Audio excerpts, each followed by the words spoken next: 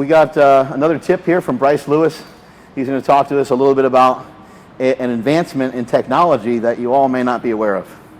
Yeah, so it used to be the case that, especially in other sports, you've got a coach watching you, a coach making corrections, physical corrections in real time. Nowadays, with so many athletes training on their own, especially for powerlifting being a relatively small sport, an underutilized tool is video and taking video of yourself from different angles so that what you think your squat looks like is what it actually looks like. Finding ways to optimize based on what you see in video, as long as you know what to look for as far as correcting goes.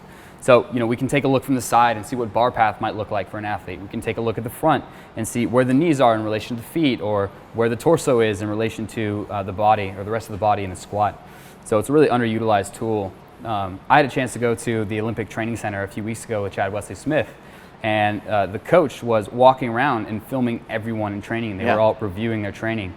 And people think of weightlifting as a very technical sport and powerlifting as kind of like a just brute strength sport, but it's not the case. There's so much technique involved in powerlifting, as I'm sure we were just discussing, that it's a great idea to take a look at video too and make sure that your technique is what you think it is. So what are you asking for your clients, and what do you suggest people do videotaping themselves?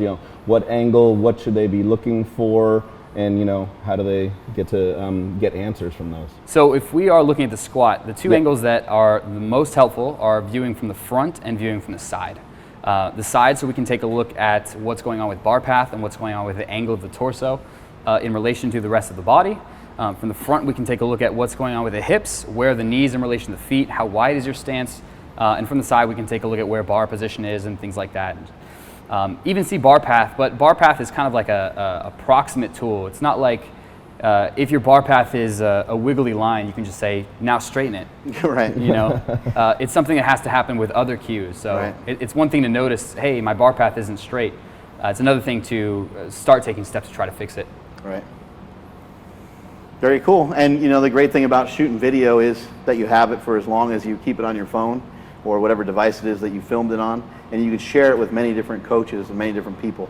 I myself have used a lot of coaching over the years from people inside a super training gym, and then also people outside a super training gym like Jesse Burdick, I've mentioned many times before, has helped me get down from 330 pounds to the ripped and tan, jacked and tan self that I am today. And it is important to look for a coach and to seek one out. And I highly recommend a lot of the advice that Bryce has given us today. That's it from Super Training Gym.